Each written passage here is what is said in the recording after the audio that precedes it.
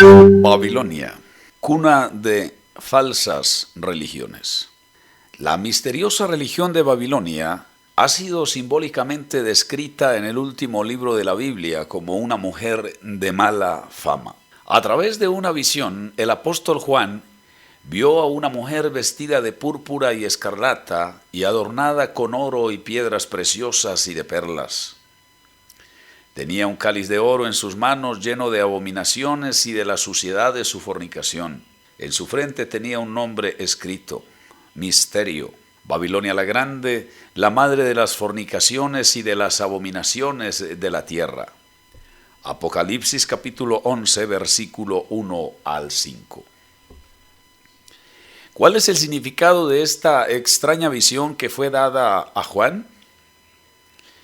Es conocido muy bien que en el lenguaje simbólico de la Biblia, una mujer representa a una iglesia. La verdadera iglesia, por ejemplo, es semejante a una esposa, una virgen, una mujer santa y sin mancha. Efesios capítulo 5, versículo 27, Apocalipsis capítulo 19, versículos 7 y 8. Pero como un acentuado contraste con la verdadera iglesia, la mujer de nuestro texto es descrita como una mujer sucia y corrompida, una ramera. Evidentemente, el sistema religioso que se describe acá es un sistema falso, una iglesia corrompida y caída. A esta la Biblia la llama Misterio Babilonia. Cuando Juan fue inspirado a escribir la Revelación, Babilonia como ciudad había sido destruida y dejada en ruinas. Desde entonces ha continuado estando perdida y desolada, habitada solamente por animales salvajes, tal como lo anunciaron los profetas Isaías capítulo 13 versículo 19 al 22, Jeremías capítulo 51 versículo 62. Pero aunque la ciudad de Babilonia fue destruida, hemos de ver que la religión de Babilonia continúa y está muy bien representada en muchas naciones de este mundo. Y como Juan hablaba de una iglesia, una religión, bajo el símbolo de una mujer llamada Babilonia, es evidente que se refiere a una religión babilónica. Pero ¿cuál era esta antigua religión babilónica? ¿Cómo tuvo su comienzo? ¿Qué significado tiene en estos tiempos? Vamos al período pasado poco después del diluvio. En aquellos días el hombre comenzó a emigrar desde el oriente, y aconteció que al ir viajando al oriente hallaron una llanura en la tierra de Sinar y quedáronse a morar allí. Génesis capítulo 11 versículo 2. Fue en esta tierra de Sinar que la ciudad de Babilonia fue construida, y esta tierra se llegó a conocer más tarde como Babilonia y aún más adelante como Mesopotamia. Aquí los ríos Tigris y Éufrates habían almacenado ricos depósitos de tierra que podían producir grano en abundancia. Sin embargo, existían ciertas desventajas, las cuales tenían que afrontar las gentes que habitaban esa tierra. Esta estaba sobrepoblada de animales salvajes, los cuales eran un peligro constante para su seguridad y paz. Éxodo capítulo 23, versículo 29 y 30. Cualquier persona que pudiese proporcionar protección contra estas bestias salvajes recibiría gran clamor por parte de su gente. Y así, en este punto, un hombre grande y poderoso, cuyo nombre era Nimrod, apareció en la escena. Se hizo famoso como un gran cazador de bestias salvajes. La Biblia dice: y Cus engendró a Nimrod. Este comenzó a ser poderoso en la tierra. Fue un vigoroso cazador delante de Jehová, por lo cual se dice: así como Nimrod, vigoroso cazador delante de Jehová. Génesis capítulo 10, versículo 8 y 9. Estos versículos contienen un significado muy importante, el cual es raramente notado. Es el hecho de que Nimrod fue un poderoso cazador, lo cual le hizo famoso dentro de aquellas gentes primitivas. Como lo declaran las Escrituras, se volvió poderoso en la tierra. Era un líder famoso de los sucesos del mundo. Nimrod era tan poderoso y era tan grande la impresión que causó en la mente de los hombres, que el Oriente está lleno actualmente de tradiciones de sus extraordinarias proezas. Habiendo obtenido gran prestigio entre las gentes, Nimrod estableció un sistema para obtener mejor protección. En vez de pelearse constantemente con las bestias salvajes, ¿por qué no organizar a la gente en ciudades y rodear estas de murallas para resguardarse? Entonces, ¿por qué no organizar estas ciudades en un reino y escoger un rey para que reine sobre ellos? Este fue el pensamiento de Nimrod, porque la Biblia nos dice que organizó dicho reino, y fue la cabecera de su reino Babel y Erech y Accad y Calne en la tierra de Sinar. Génesis capítulo 10, versículo 10. Y así el reino de Nimrod fue establecido como el primer reino mencionado en la Biblia.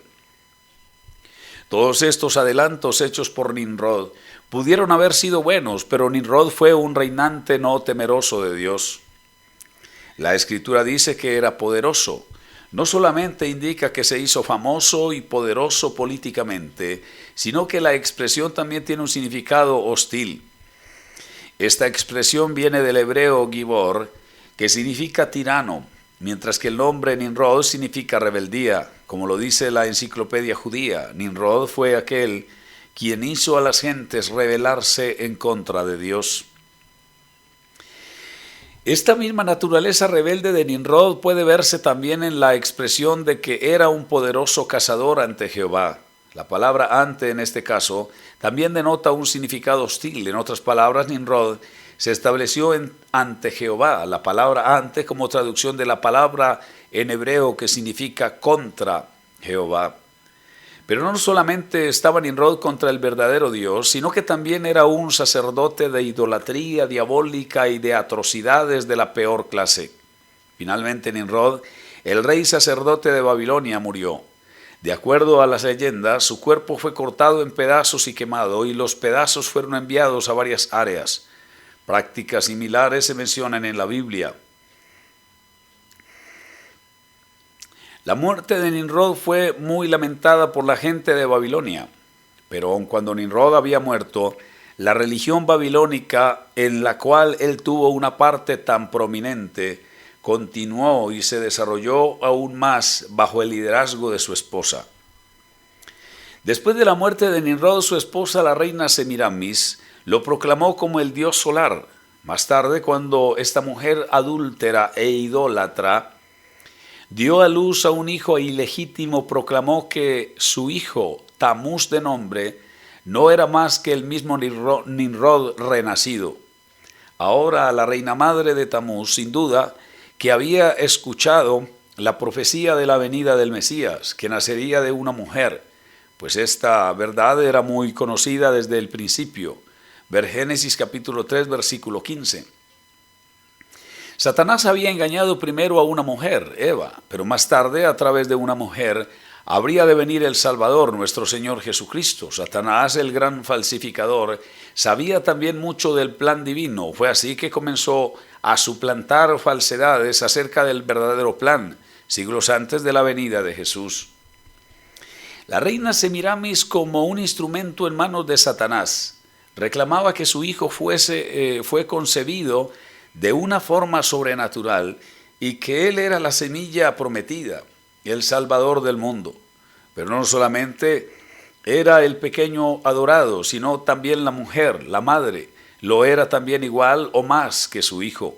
Como podremos ver en las páginas siguientes, Nimrod, Semiramis y Tamuz fueron usados por Satanás para producir una falsa religión que a veces parece ser como la verdadera, y su sistema corrompido llenó al mundo. La mayoría de la idolatría babilónica era acarreada a través de símbolos, por eso era una religión misterio. El becerro de oro, por ejemplo, era un símbolo de Tamuz, hijo del dios solar. Como se consideraba que Nimrod era el dios solar o Baal, el fuego era considerado como su representante en la tierra. Se encendían candelabros y fuegos ritualistas en su honor, como lo veremos más adelante. También se simbolizaba a Nimrod por medio de símbolos solares, peces, árboles, columnas y animales. Siglos más tarde, Pablo dio una descripción en que detalla perfectamente el camino de la gente de Babilonia que la gente de Babilonia siguió, porque habiendo conocido a Dios, no le glorificaron como a Dios ni le dieron gracias, sino que se hicieron tontos en sus razonamientos, y su necio corazón fue entenebrecido. Diciéndose ser sabios, se hicieron necios, y tornaron la gloria de Dios incorruptible en algo semejante a la imagen del hombre corruptible, y de aves, y de animales cuadrúpedos, y de serpientes, los cuales cambiaron la verdad de Dios por la mentira, honrando y sirviendo a la creación en vez de al Creador, el cual es bendito por los siglos. Amén.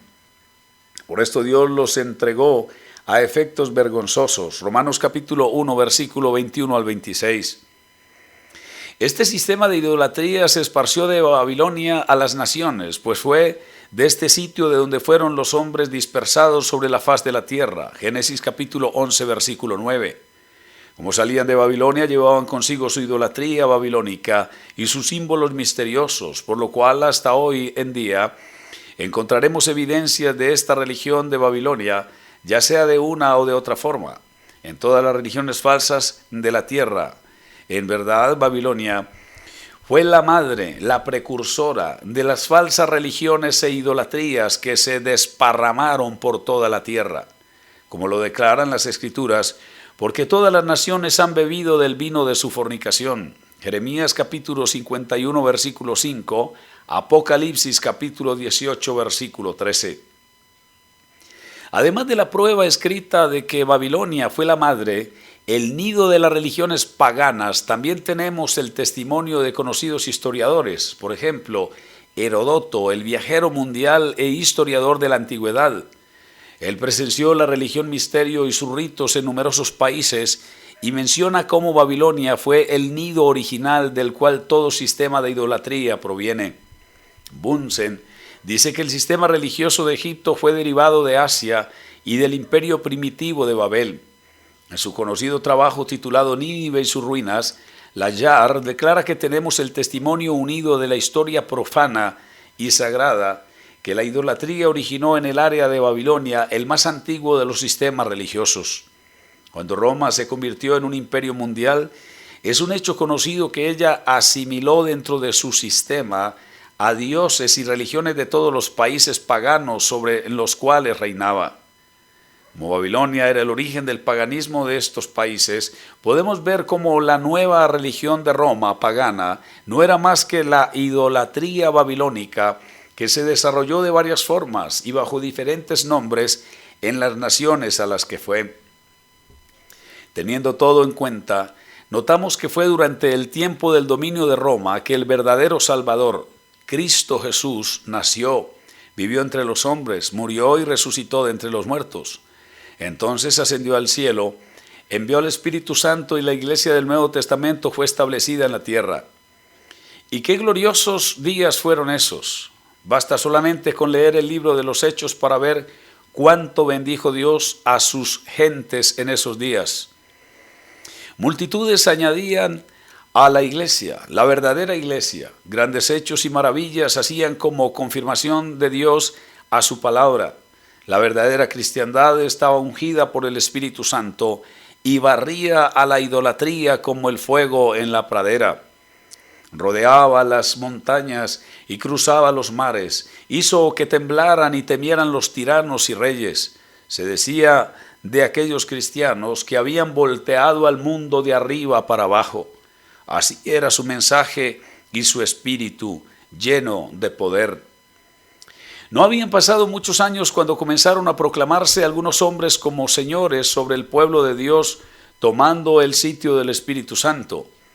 En vez de conquistar por medios espirituales y verdaderos, como lo habían hecho en los primeros días, estos empezaron a sustituir la verdad e implantar sus propias ideas y métodos. Se comenzaron a hacer intentos por unir el paganismo con la cristiandad.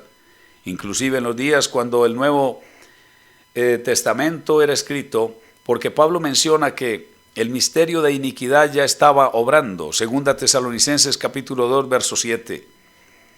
Él nos previene que ha de venir una apostasía y que muchos apostatarán de la fe, escuchando a espíritus de error y a doctrinas de demonios. 1 Timoteo capítulo 4, versículo 1.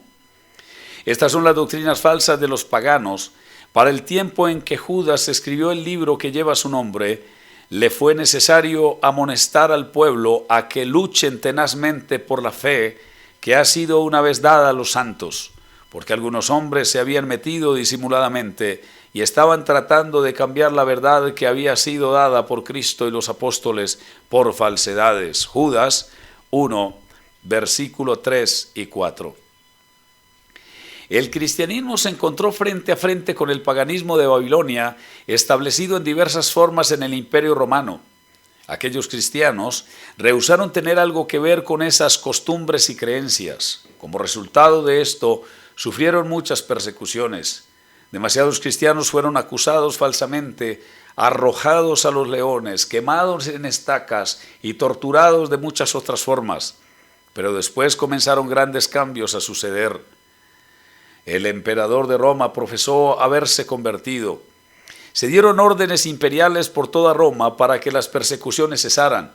Se dieron grandes honores a los obispos. La iglesia comenzó a recibir aceptación y poder, pero se tenía que pagar un alto precio por todo esto. Se hicieron muchas concesiones al paganismo. En vez de que se separara la iglesia del mundo, ésta se hizo parte de él. El emperador, mostrando favoritismo, demandó un sitio de preeminencia en la iglesia, puesto que en el paganismo los emperadores eran considerados como dioses. De ahí en adelante comenzaron a surgir mezclas de paganismo con cristiandad, como lo saben todos los historiadores. Tan alarmante como puede parecer, el mismo paganismo que se originó en Babilonia y se había ya esparcido por las naciones, fue simplemente mezclado con el cristianismo, especialmente en Roma. Esta mezcla produjo lo que hoy en día se conoce como Iglesia Católica Romana, como han de probar las páginas siguientes. No es nuestra intención tratar de ridiculizar a nadie con cuyas creencias no estamos de acuerdo.